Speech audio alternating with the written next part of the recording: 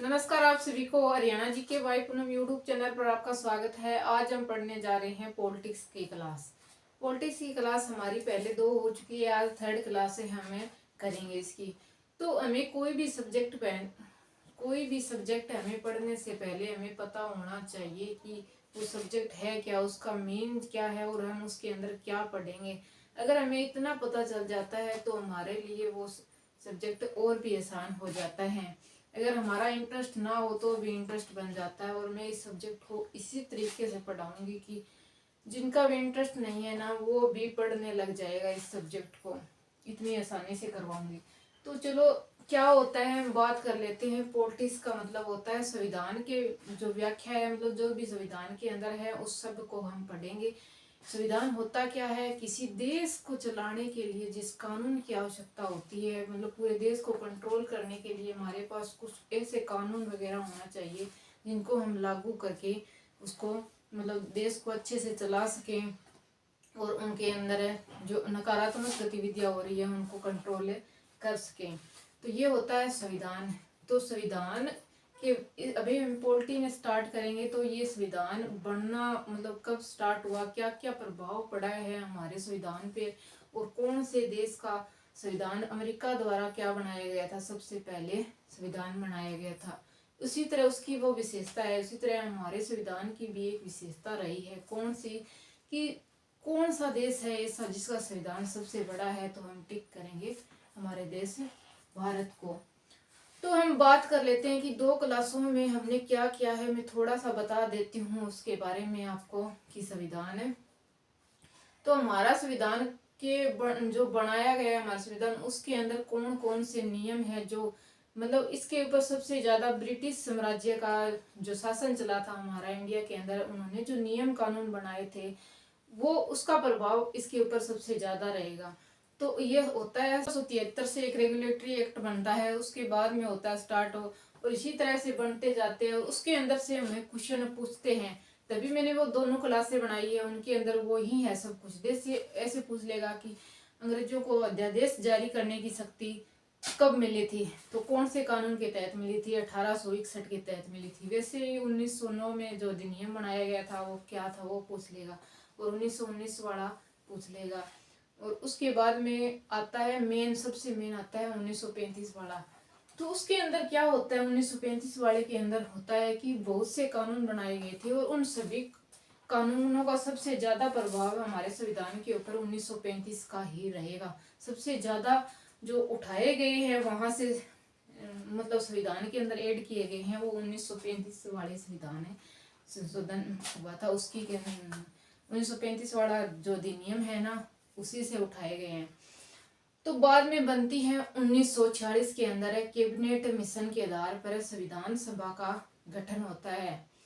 कि भारत वाले कहते हैं कि अब छोड़ के चले जाओ अंग्रेजों को, कि हम अपना देश खुद चला सकते हैं। तो उन्होंने क्या कहा था कि तुम संविधान बनाओ और बाद में हम छोड़ देंगे, भाई देखेंगे। तो उन्होंने कैबिनेट मिशन आई थी, तो उन्होंने क्या किया था, कैबिनेट मिशन के थ्रू भी संविधान सभा का गठन किया गया था और बाद में संविधान तैयार किया गया था भारतीयों के द्वारा, और बनकर तैयार हो गया था 26 नवंबर 1949 को। कब हमें पूछ ले संविधान बन के कब तैयार हुआ था? 26 नवंबर 1949 को।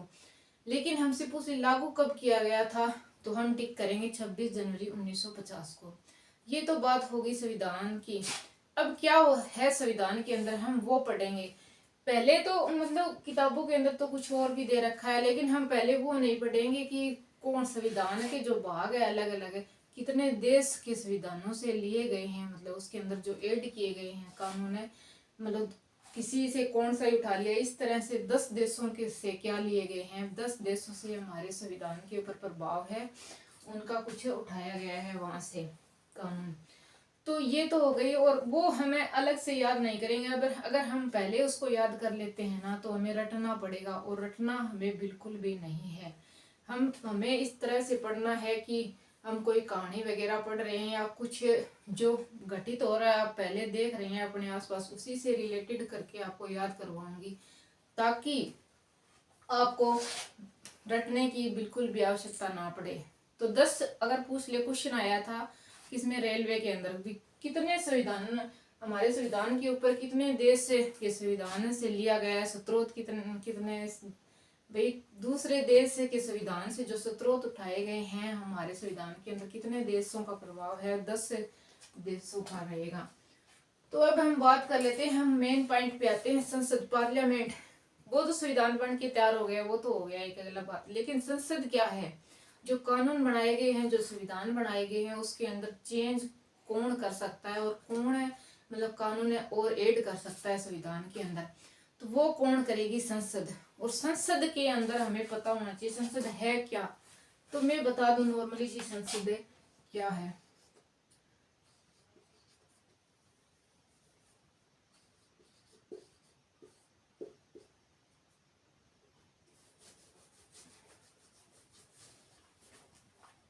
तो क्या है उसके वो बना सकती है संसद। संसद के 3 भाग होते हैं, एक होता है राष्ट्रपति, एक होता है लोकसभा और एक होता है राज्यसभा। राष्ट्रपति का भी चुनाव होता है, वो होता है इनडायरेक्ट, लेकिन लोकसभा का चुनाव होता है डायरेक्ट। और राज्यसभा के अंदर चुनाव नहीं होते, उनको मनोनीत किया जाता है उनके सदस्यों को। तो हम बात करेंगे तीनों की अलग अलग, क्योंकि बहुत से क्वेश्चन ज्यादातर एग्जाम के अंदर क्वेश्चन यहीं से ही निकल कर आते हैं, 1-2 क्वेश्चन यहीं से निकलते हैं 100%। तो हम इस पॉइंट को बिल्कुल डिटेल से करेंगे। तो चलो स्टार्ट करते हैं। संसद के फर्स्ट पार्ट, 3 पार्ट में हम पढ़ेंगे राष्ट्रपति। सबसे ज्यादा देश के अंदर सबसे ज्यादा पावर किसके पास होती है? राष्ट्रपति के पास होती है। हम पढ़ रहे हैं आज राष्ट्रपति के बारे में, हम पढ़ेंगे आज राष्ट्रपति के बारे में। जे देश का प्रथम संवैधानिक नागरिक किसको कहा जाएगा? राष्ट्रपति को कहा जाएगा। किसको कहा जाएगा? राष्ट्रपति को कहा जाएगा। मतलब सबसे ज्यादा पावर किसके पास है? मतलब सबसे ज्यादा पावर वैसे तो पूरी संसद के पास है, इन तीनों के पास, लेकिन वैसे पूछ दे तो किसके पास रहेगी? राष्ट्रपति। हमारे देश का प्रथम नागरिक किसको बोला जाएगा? फर्स्ट नागरिक राष्ट्रपति को बोला जाएगा। इसमें होते हैं 40 के अंदर अनुच्छेद, अनुच्छेदों के आधार के ऊपर पूरा संविधान बनाया गया है, तो हमें भी याद करना पड़ेगा साथ ही साथ। तो वो मैं बाद में थोड़ी बहुत ट्रिक है उससे करवा दूंगी। तो चलो स्टार्ट होता है, मतलब अनुच्छेद होता है इसका 52। कौन सा रहेगा? 52 है। 52 के अंदर हमें 11 जोड़ देंगे तो आ जाएगा 53। 52 होता है इसका अनुच्छेद। तो चलो हम बात कर लेते हैं कि इसके बारे में कि राष्ट्रपति होता है सबसे पावरफुल व्यक्ति। जो कार्यपालिका की जो शक्ति होती है वो किसके हाथ में होती है? राष्ट्रपति के हाथ में होती है। लेकिन हमें पूछ ले वास्तविक शक्ति किसके पास में होती है? तो प्रधानमंत्री के पास में होती है। इसको पावर तो बहुत दे रखी है, लेकिन वो पावर है ना, वो बातें सिफारिश के आधार पर, जैसे बोला जाता है ना कई बार, उसी तरह से इसको बना तो राष्ट्रपति दिया है भारत के अंदर, मतलब राष्ट्रपति होता है, उसको पद दे दिया, उसको पावर दे दी, लेकिन जो काम होता है वो कौन करवाता है? प्रधानमंत्री अपने आदेश के अनुसार है करवाता है इससे, और इसको करना पड़ता है। तो हम बात कर लेते हैं अभी राष्ट्रपति है तो राष्ट्रपति की नियुक्ति कैसे होती है, निर्वाचन कैसे होता है, इसके क्या क्या अधिकार है, क्या क्या शक्ति है, इसको हटाया जा सकता है या नहीं हटाया जा सकता, कौन कौन से अनुच्छेद हैं। अगर मैं सीधे ही आपको करवा दूं ये अनुच्छेद है इसका, ये है ये, तो कुछ कुछ हो जाएगा, आपको याद नहीं रहेगा। तो हम करेंगे पॉइंट्स निकाल के इसके। तो बात कर लेते हैं भी राष्ट्रपति है तो क्या होता है। राष्ट्रपति हर कोई तो बन नहीं सकता राष्ट्रपति, तो इसके लिए होती है इसकी नियुक्ति। एक होगी इसकी पॉइंट बनेगा हमारा नियुक्ति कैसे होती है, कौन व्यक्ति बन सकता है, वो ही बात है। और इसके बाद में होता है निर्वाचन। निर्वाचन भाई ये बनेगा कैसे। इसके बाद में हमारा पॉइंट बनता है कि इसको पावर क्या क्या दे रखी है, इसको पावर क्या क्या दे रखी है, और इसको हटाया कैसे जा सकता है, हटाया जा सकता है या नहीं हटाया जा सकता, या इसको बोल। और एक पढ़ेंगे हम अनुच्छेद की, क्या अनुच्छेद, इससे रिलेटेड कितने अनुच्छेद हैं, वो सारी बातें हमें इसके अंदर करेंगे। तो हम बना के इस तरह से करेंगे तो थोड़ा आसान रहेगा आपको याद करने में भी। तो चलो बात करते हैं अभी एक व्यक्ति को, जैसे हमें भी कोई पोस्ट के ऊपर जाना है, हम तैयारी कर रहे हैं, तो सबसे पहले क्या निकलता है, एक फॉर्म निकलता है। उस फॉर्म के अंदर होती है भी हमारी क्या क्या योग्यता होनी चाहिए, भाई हमें इस एग्जाम के अंदर बैठने के लिए या इस पोस्ट के लिए। तो वैसे ही राष्ट्रपति की पोस्ट मान लो ये, तो इसके अंदर हमें नियुक्ति के लिए जो निकाला गया है आवेदन, मान लो कुछ भी मान लो, जैसे हमारा ये फॉर्म निकलता है एप्लीकेशन, उसके अंदर डिटेल होती है कौन क्या कर सकता है। तो यही बात हमें लेकर चलेंगे राष्ट्रपति के ऊपर, क्योंकि मैं सीधा इसीलिए नहीं करवाती क्योंकि याद नहीं, इस तरीके से आपको याद करवाऊंगी ना तो दिमाग में हमेशा याद रहेगा। तो नियुक्ति के अंदर हमें पूछेगा योग्यता क्या क्या होनी चाहिए, क्या पूछेगा, योग्यता क्या क्या होनी चाहिए। तो फर्स्ट तो ये है कि ये भारत का नागरिक हो, क्या हो, भारत का नागरिक होना चाहिए।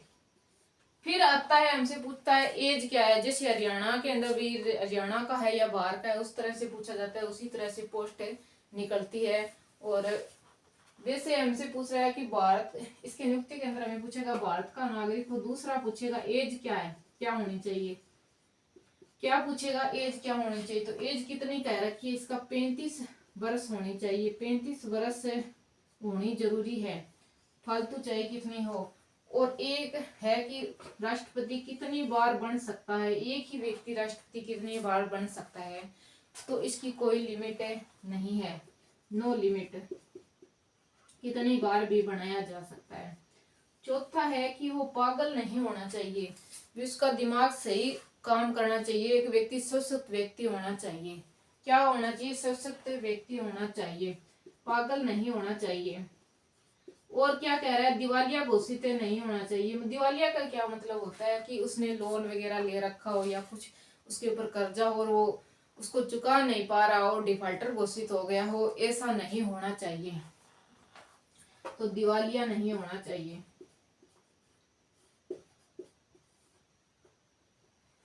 हमें याद रखना है एज वाला ज्यादा, ये ज्यादातर पूछा जाता है इसके अंदर से, यही क्वेश्चन हमें निकल के आता है नियुक्ति के अंदर, रट लेना है ये। तो 35 वर्ष होने चाहिए। लेकिन क्या है, राष्ट्रपति, उपराष्ट्रपति और राज्यपाल तीनों की क्या बताई जाएगी, हमें 35 वर्ष ही रहेगी इनकी आयु तीनों की।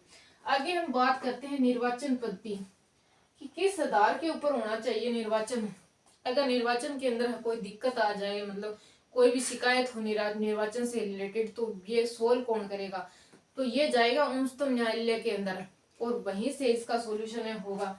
अगर संविधान के अंदर है, क्या संविधान के राष्ट्रपति का जो चुनाव है इसके अंदर कुछ भी शिकायत वगैरह हो गई है, सही से चुनाव नहीं हुआ है, मतलब कोई भी यहीं से उठ के आती है दिक्कत है, तो कहाँ जाकर इसका सोल्यूशन होता है, उच्चतम न्यायालय के अंदर रहेगा।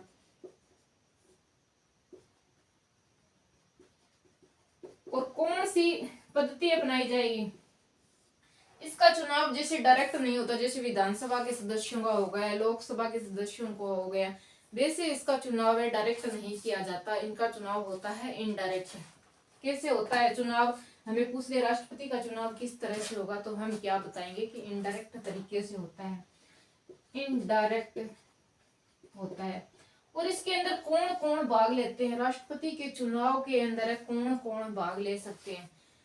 एक तो ले सकता है लोकसभा के सदस्य, राज्यसभा के सदस्य, लिख लो लोकसभा के सदस्य, लोकसभा प्लस राज्यसभा के सदस्य प्लस में कौन सा, सभी राज्यों की विधानसभा, क्या विधानसभा के सदस्य। और 2 यूटी है, कौन कौन सी, पुडुचेरी और दिल्ली रहेगा, वहां पे क्या बनते हैं, सीएम बनते हैं, तो वहां की विधानसभा के भी संघीय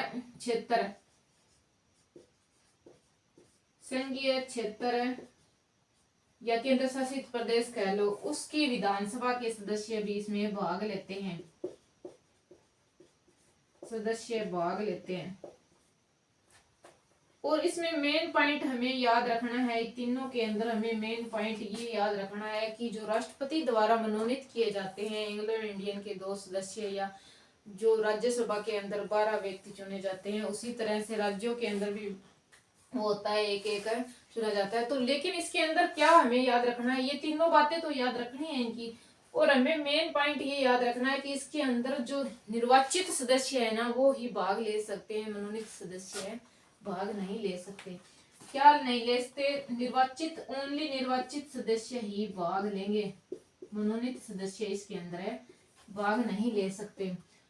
और क्या पूछा जाएगा कि एकल सकर्मणीय पद्धति और अनुपातिक आधार के ऊपर क्या होगा, इसके अंदर है चुनाव होगा, वो भी एक पॉइंट है पूछा जाता है।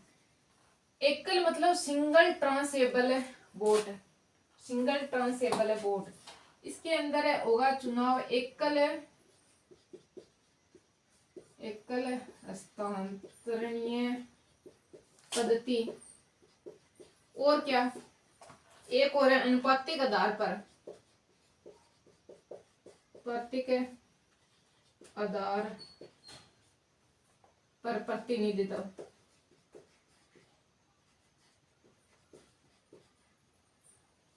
प्रतिनिधित्व होता है।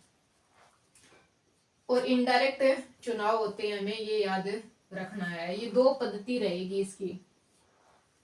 इसके एकल के अंदर क्या होता है कि वरीयता के आधार के ऊपर वोट देगा एमपी और एमएलए, लेकिन अनुपातिक आधार के ऊपर क्या होता है कि जो अलग अलग राज्य है उनके जनसंख्या के आधार पर प्रत्येक जो मतलब संसद है, जो एमपी है, उनके वोट का जो क्या होता है मूल्य होता है वो अलग अलग होता है, एक जैसा नहीं होता। उसी के आधार के ऊपर इसने बता रखा है। ये तो हो गया निर्वाचन, भी ऐसे ऐसे इसका निर्वाचन होता है। बाद में ली जाती है शपथ, निर्वाचन के बाद में वो चुना जाता है तो क्या ली जाती है शपथ। शपथ कौन दिलाता है, हमें पता होना चाहिए कि शपथ कौन दिलाता है। अभी शपथ कौन दिलाता है? उच्चतम न्यायालय का, सर्वोच्च न्यायालय का शपथ कौन दिलाता है, ये पूछा जाता है क्वेश्चन ज्यादातर। उच्चतम या कह लो या सर्वोच्च न्यायालय कह लो, न्यायालय का मुख्य न्यायाधीश, मुख्य न्यायाधीश शपथ दिलाता है। अगर मुख्य न्यायाधीश ना हो, मतलब उस टाइम मुख्य न्यायाधीश ना हो या बनाया नहीं गया हो, कोई भी रीजन हो, तो कौन देता है? उच्चतम न्यायालय को जो वरिष्ठ है, जो बुजुर्ग न्यायाधीश रहेगा वो दिलाएगा इसको शपथ। अब ऐसे तो मतलब ज्यादातर वो नहीं आता, यही आता है।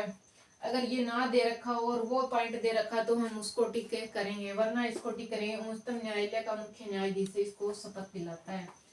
और ये राष्ट्रपति ना इसको शपथ दिलाता है, ये दोनों ही बात है एक दूसरे के ऊपर है। लेकिन अगर बात आ जाए, मतलब ये तो शपथ के ऊपर तो इन दोनों का आपस में, ये इसको शपथ दिलाता है और ये इसको शपथ दिलाता है। लेकिन पूछ ले कि ये कहता है कि त्याग पत्र देता है राष्ट्रपति, तो किसको देता है? उपराष्ट्रपति को देता है, और उपराष्ट्रपति राष्ट्रपति को देता है। ये होगी भी निर्वाचन की बात होगी। पावर अभी हमें पता होना चाहिए कि इस बंदे के पास क्या क्या पावर है, क्या होना पता होना चाहिए कि इस बंदे के पास क्या क्या पावर है। ये ना लोक सेवा आयोग, पहले हम लोक सेवा आयोग, जो बड़े बड़े हैं सेंट्रल लेवल के ऊपर, जो बड़े बड़े बनाए गए हैं ना आयोग, उनकी बात कर लेते हैं। भाषा आयोग, अल्पसंख्यक आयोग,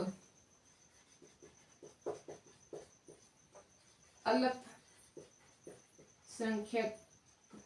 आयोग, पिछड़ा आयोग, पिछड़ा वर्ग आयोग,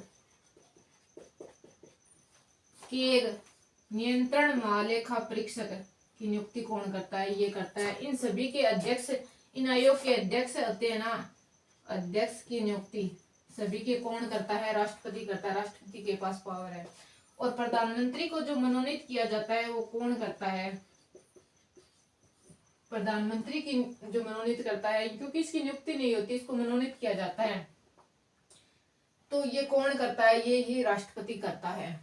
और क्या रहेगा? महान्यायवादी, कौन सा? जो कानूनी अधिकारी होता है, देश का सबसे बड़ा कानूनी अधिकारी महान्यायवादी, अटॉर्नी जनरल, इसकी नियुक्ति भी कौन करता है? प्रधानमंत्री करता है, वो राष्ट्रपति करता है। और पूरे देश को चलाने के लिए, मतलब अलग इतने सारे राज्य को चलाने के लिए क्षेत्रीय परिषद बनाई गई है राष्ट्रीय स्तर के ऊपर। वो कितनी है? 5।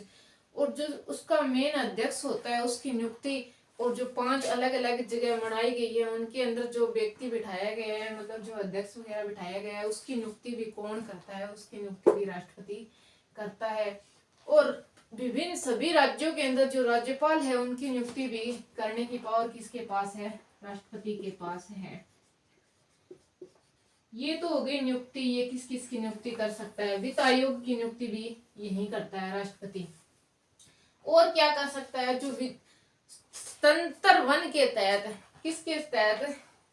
स्वतंत्र वन अनुच्छेद के तहत जो कार्यपालिका की सारी शक्ति है और उसके आधार के ऊपर जो संधि वगैरह होती है दूसरे देश के साथ, जो भी मतलब कागज के ऊपर हस्ताक्षर होता है बाहर से, जो भी होता है मतलब दूसरे देश के साथ कॉन्टेक्ट वगैरह, तो उसके ऊपर कौन करता है? किसके नाम पर किया जाता है? वो सभी कार्य किसके नाम पर होंगे? राष्ट्रपति के नाम पे होंगे।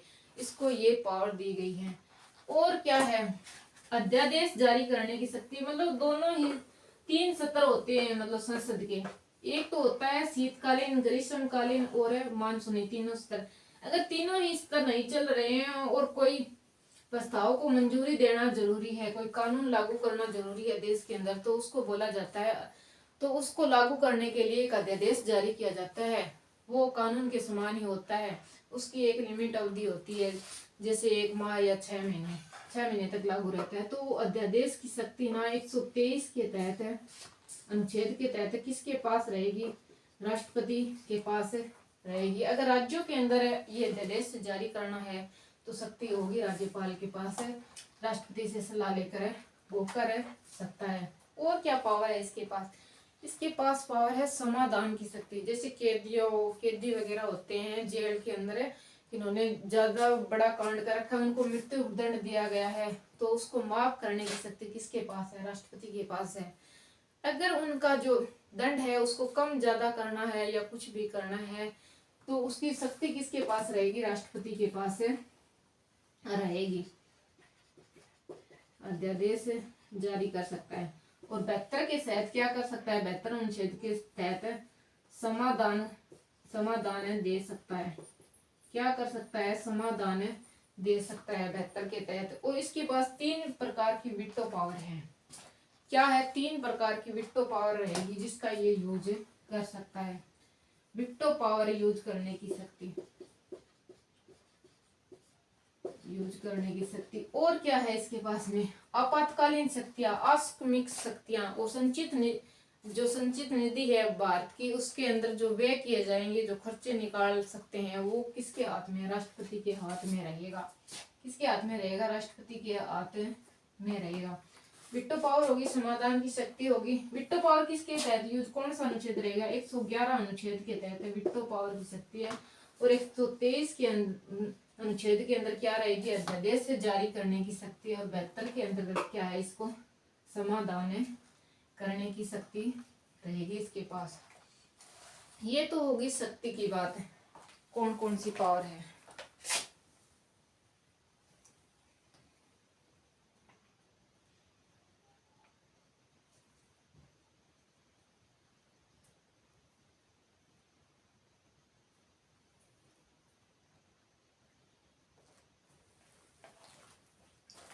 और मैंने बताया था आपको कि 3 जो, जैसे लोकसभा और राज्यसभा के अंदर जो कानून बन के आते हैं, मतलब कोई कानून बनाए हैं तो लोकसभा से पारित हो गया, राज्यसभा से पारित हो गया, तो उसके ऊपर लास्ट में राष्ट्रपति के सिग्नेचर होने जरूरी है। अगर राष्ट्रपति के सिग्नेचर नहीं होते तो वो कानून नहीं बना माना जाएगा। तो ये रहेगी। तो ये क्या है, कई बार क्या होता है कि लोकसभा और राज्यसभा दोनों के अंदर भी कोई महत्वपूर्ण विषय है, सामाजिक मतलब कोई भी विषय महत्वपूर्ण, और उसके ऊपर उसका हल निकलना जरूरी है, लेकिन वो राज्यसभा के अंदर पास हो गया तो लोकसभा के अंदर पास नहीं हो रहा है, लोकसभा के अंदर पास हो गया तो राज्यसभा के अंदर पास नहीं होता। इस तरह की प्रॉब्लम आ जाती है। उस टाइम क्या करता है राष्ट्रपति? लोकसभा और राज्यसभा को क्या कर सकता है? इकट्ठा बुला सकता है। उसको क्या बोला जाता है? संयुक्त बैठक बुला सकता है। संयुक्त बैठक बुला सकता है। उस प्रस्ताव को पारित करने के लिए। उसका अनुच्छेद पूछा जाता है ज्यादातर, 108 रहेगा उसका अनुच्छेद। कौन सा रहेगा उसका अनुच्छेद है 108 है रहेगा उसका अनुच्छेद। दोनों को इकट्ठे बुला सकता है। और क्या है इसके अंदर है, ये तो होगी इसकी शक्तियां सबसे ज्यादा मेन। अब हम बात करेंगे इसके बारे में कि इसको हटाया जा सकता है या कितने अवधि के लिए बनाया जाता है, क्या कुछ रहेगा। तो इसके अंदर क्या रहेगा, इसको 5 साल तक 5 साल के लिए नियुक्त किया जाता है। और जब तक दूसरा राष्ट्रपति इसके पद पर नहीं आ जाता तब तक ये उससे पद के ऊपर ही रहेगा।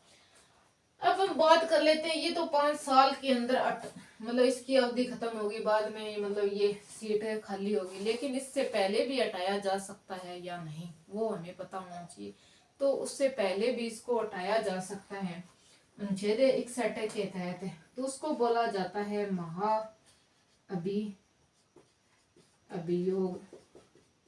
महाअभियोग के तहत इसको महाभियोग चला के हटाया जा सकता है।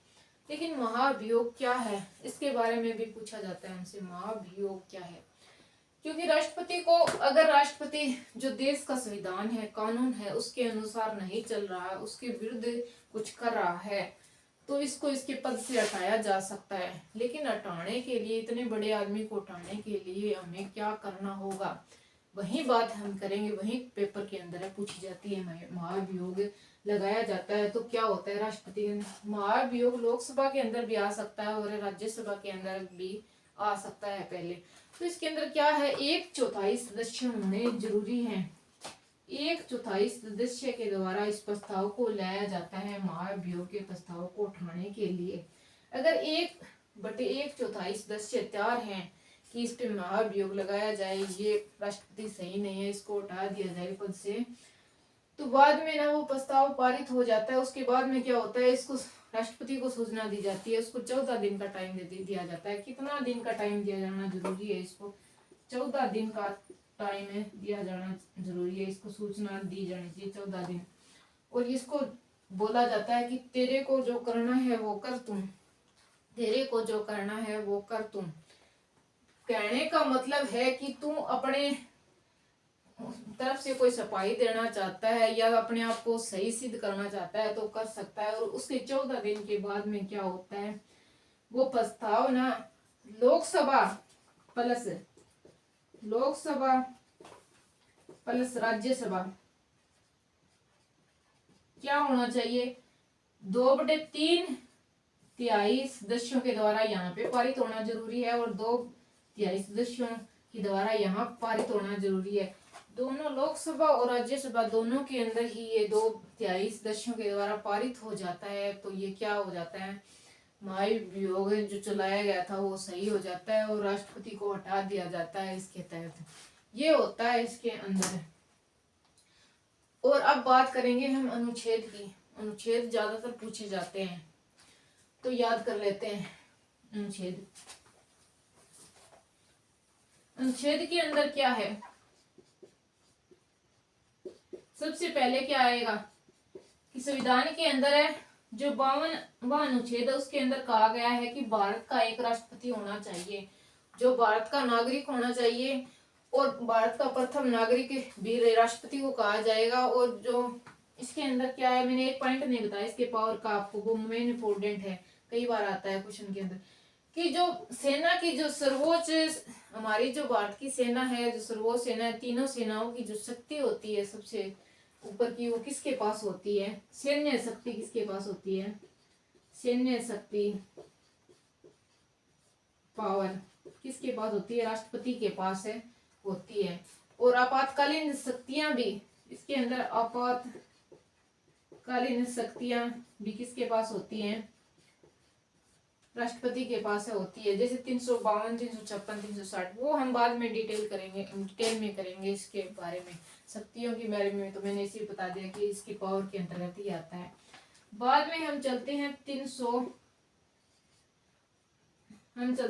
अनुच्छेद के अंदर। इसके 52 के अंदर तो भारत के अंदर एक राष्ट्रपति होना चाहिए। 53 के अंदर क्या है, 53 के अंदर है कि जो कार्यपालिका की जो शक्ति होगी, भारत की कार्यपालिका की जो शक्ति होगी वो किसके हाथ में होगी? राष्ट्रपति के हाथ में होगी।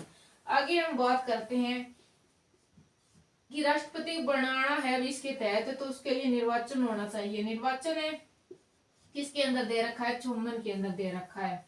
लेकिन इसने क्या किया, निर्वाचन 54 के अंदर दे दिया। फिर इसको ध्यान आया कि निर्वाचन तो हम करवा रहे, पहले देखेंगे दूसरी भी किस किस बंदे को ले सकते हैं, नियुक्ति पत्र नियुक्ति कैसे करेंगे उसकी, तो वो आएगा 56 के अंतर्गत। निर्वाचन का फैसला यहाँ पे ले लिया, नियुक्ति करेंगे बाद में 56 के अंतर्गत। और उसके बाद में आता है 61, उसके बाद में आता है 61 के अंदर क्या होगा? महाभियोग लगाया जाएगा। 61 अनुच्छेद के अंदर महाभियोग लगाया जाएगा। और 73 के अंतर्गत क्या है? जो विदेशी मामले होंगे ना, उसके अंदर जो काम होगा वो 77 के अंदर है। इसके अंदर जो विदेशी मामले होगी, संधि वगैरह होगी, जो भी हस्ताक्षर होंगे जो बाहर के, तो उसके ऊपर जो शक्ति दी गई है राष्ट्रपति को दी गई, राष्ट्रपति के नाम पर है ही करवाए जाएंगे। इसके बाद में आता है अनुच्छेद हमारा 72 रहेगा, मोस्ट इम्पोर्टेंट है, समाधान की शक्ति। 72 के अंतर्गत क्या आता है? समाधान की शक्ति। तो इसको ट्रिक से हम याद कर सकते हैं, 7 और 2 क्या है? 7 और 2।